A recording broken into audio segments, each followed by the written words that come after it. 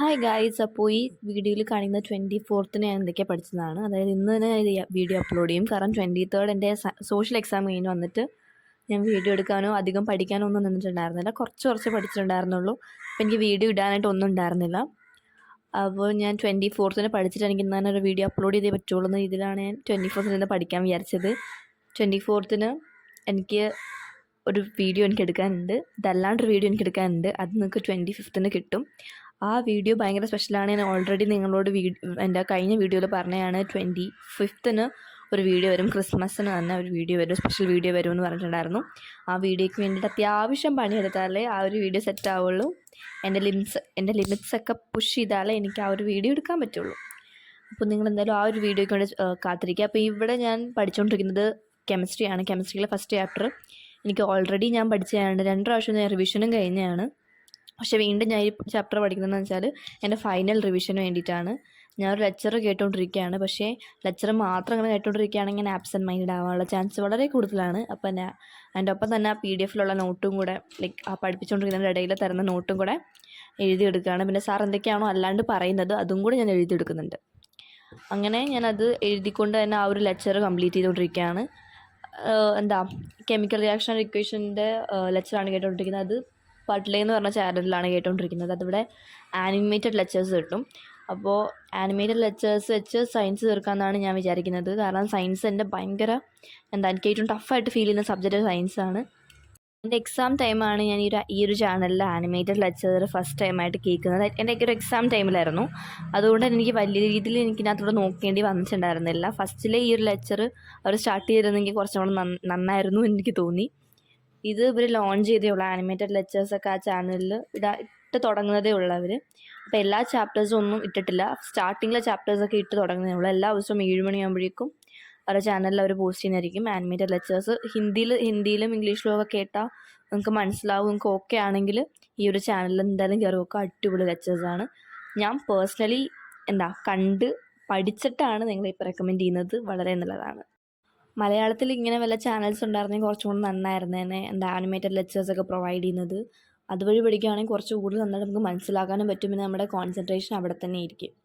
അപ്പോൾ ആ ഒരു കെമിസ്ട്രി കഴിഞ്ഞതിന് ശേഷം ഞാൻ ഇംഗ്ലീഷ് എടുത്തു. കാരണം എൻ്റെ ഇംഗ്ലീഷ് എക്സാമിൻ്റെ അന്നാണ് എനിക്ക് മനസ്സിലായത് ക്വസ്റ്റ്യൻ ആൻസേഴ്സ് എഴുതുന്ന സമയത്ത് എനിക്കൊക്കെ കൺഫ്യൂഷൻ വരുന്നുണ്ടായിരുന്നു. കാരണം NCERT ഈ ഒരു ടെക്സ്റ്റ് ബുക്ക് റീഡിങ് ഞാൻ ഭയങ്കര കുറവാണ് ചെയ്യുന്നത്.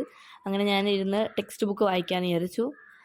ലാപ്ടോപ്പ് ഷട്ട് ഡൗൺ ആവാൻ വേണ്ടിയിട്ടാണ് അവിടെ വെച്ചിരിക്കുന്നത് കേട്ടോ. ലാപ്ടോപ്പ് ഞാൻ യൂസ് ചെയ്യുന്നില്ല ഈ ടൈമിൽ. എനിക്കിപ്പോൾ ഇംഗ്ലീഷിൽ ഗ്രാമറൊന്നും വലിയ കുഴപ്പമില്ലാണ്ടൊക്കെ പോകുന്നുണ്ട്. എനിക്ക് ലിറ്ററേച്ചർ പാർട്ടിൻ്റെ കുറച്ചും കൂടെ സ്ട്രോങ് ആക്കണമെന്നാണ് എനിക്ക് തോന്നുന്നത് ഇപ്പോൾ. കാരണം സെക്ഷൻ Aയിലെ റീഡിംഗ് ആണെങ്കിൽ എനിക്ക് കുഴപ്പമില്ല, റൈറ്റിംഗ് കുഴപ്പമില്ല. ഗ്രാമറായിരുന്നു എനിക്ക് എപ്പോഴും ലാഗ് ചെയ്യുന്നൊരു സംഭവം. പക്ഷേ അതിപ്പോൾ റെഡി ആയി വന്നിട്ടുണ്ട്. ലിറ്ററേച്ചർ പാർട്ടിലാണ് എനിക്ക് ഈ പ്രാവശ്യം കുറച്ച് പ്രശ്നം വന്നത്. എനിക്ക് ക്വസ്റ്റ്യൻ ആൻസേഴ്സൊക്കെ ആ ചാപ്റ്റർ ഏതാണെന്ന രീതിയിൽ എനിക്ക് നിന്നിട്ടുണ്ടായിരുന്നു. പോംസ് ഒക്കെ ആണെങ്കിൽ ഞാൻ വായിച്ചിട്ടൊക്കെ ആയിരിക്കും പോകുന്നത്. കുറച്ചെങ്കിലുമൊക്കെ നോക്കിയിട്ടായിരിക്കും പോകുന്നത്. കാരണം എനിക്കത് പണ്ടേ ഡിഫിക്കൽട്ടാണ്. എനിക്ക് പോംസൊക്കെ മനസ്സിലാക്കാനും കാര്യങ്ങളൊക്കെ. പക്ഷേ ഇപ്പോൾ 10th വന്നപ്പോഴേക്കും കുറച്ചും കൂടെ ഡിഫിക്കൽട്ടായി. 9th അങ്ങനെയൊക്കെ തന്നെ ആയിരുന്നു. പക്ഷേ 10th കുറച്ചും കൂടെ ഡിഫിക്കൽട്ടായി. എന്നാൽ കൂടെ എനിക്ക് കുഴപ്പമുണ്ടായിരുന്നില്ല, അധികം കുഴപ്പമുണ്ടായിരുന്നില്ല. എങ്കിലും ഞാൻ സ്റ്റോറീസ് ഒന്നും വായിക്കത്തുണ്ടായിരുന്നില്ല. അതൊക്കെ ഓൾറെഡി മാഡം പഠിപ്പിക്കുമ്പോൾ തന്നെ മനസ്സിലേക്ക് കയറി സെറ്റായിട്ടുണ്ടാവും.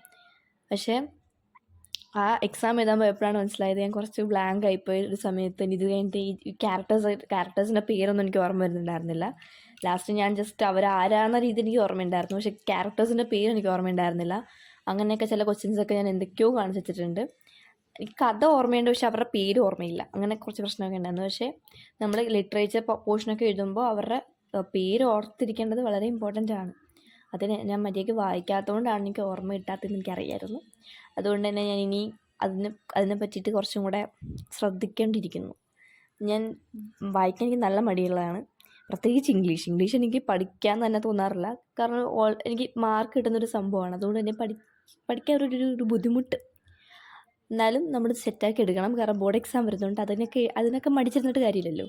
അതിന് വേണ്ടിയിട്ട് പഠിക്കുക തന്നെ വേണം. അപ്പോൾ എൻ്റെ ഇംഗ്ലീഷിൽ ഫസ്റ്റ് ചാപ്റ്റർ എനിക്ക് ഭയങ്കര ഇഷ്ടമാണ്. 2 ജെൻറ്റിൽമാൻസ് ഓഫ് വെറോണ എന്ന് പറഞ്ഞ ചാപ്റ്റർ എനിക്ക് ഭയങ്കര ഇഷ്ടമാണ്. നല്ല വായിക്കാനും മനസ്സിലാക്കാനും ഒക്കെ ഭയങ്കര ഈസിയാണ്. മാഡം ഈ ചാപ്റ്റർ ഫസ്റ്റ് റീഡ് ചെയ്തിട്ടുണ്ടായിരുന്നു. മാഡം തന്നെ വായിച്ചിട്ടുണ്ടായിരുന്നു. അതിന് ശേഷം ഞങ്ങളോട് വായിക്കാൻ പറയും. അപ്പോൾ മാഡം വായിച്ചപ്പോൾ തന്നെ ഈ കഥ മൊത്തം മനസ്സിലായി. മനസ്സിലാക്കാൻ ഭയങ്കര എളുപ്പമാണ്. എഴുതിയേക്കുന്ന രീതി ആ രീതിയിലാണ്. പെട്ടെന്ന് ആൾക്കാർക്ക് മനസ്സിലാവും. ഭയങ്കര ഡിഫിക്കൽട്ടായിട്ടുള്ള വേർഡ്സോ ഒന്നുമില്ല. ഈവൻ ഡിഫിക്കൽട്ടായിട്ടുള്ള പുതിയ പുതിയ വേർഡ്സ് ഉണ്ടെങ്കിൽ അതിൻ്റെ മീനിങ് ഞങ്ങൾക്ക് തരുന്നതാണ്. അപ്പോൾ പെട്ടെന്ന് തന്നെ സംഭവം കഥ എനിക്ക് ഫസ്റ്റ് ടൈം തന്നെ മനസ്സിലായി. എനിക്ക് മാത്രമല്ല ക്ലാസ്സിൽ നിന്ന് എല്ലാവർക്കും തന്നെ മനസ്സിലായി. അടിപൊളി കഥയാണ്. എനിക്ക് ഭയങ്കര ഇഷ്ടപ്പെട്ടു. ക്യാരക്ടേഴ്സിൻ്റെ പേര് എനിക്കിപ്പോഴും ഓർമ്മയുണ്ട്. എന്നാലും ഞാൻ ഈ ഫസ്റ്റ് ചാപ്റ്ററിൽ ഞാൻ ഞങ്ങൾ വായിച്ചതാണ്. എനിക്കിഷ്ടമുള്ള ചാപ്റ്റർ ആയതുകൊണ്ട് കൂടെയാണ് കേട്ടോ വായിച്ചത്.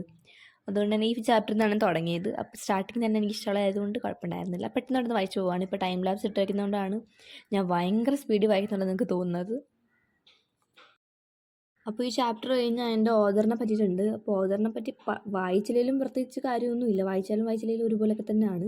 ഇവിടെ ഞാൻ അത് പ്രത്യേകിച്ച് വലുതായിട്ട് വായിക്കാനൊന്നും പോയില്ല. പെട്ടെന്ന് ജസ്റ്റ് ഒന്ന് വായിച്ചിട്ടൊന്നേ ഉള്ളൂ. അല്ലാണ്ട് അതിനെപ്പറ്റി കൂടുതൽ ഡീറ്റെയിൽ ആയിട്ടൊന്നും പോകാനൊന്നും നിന്നില്ല.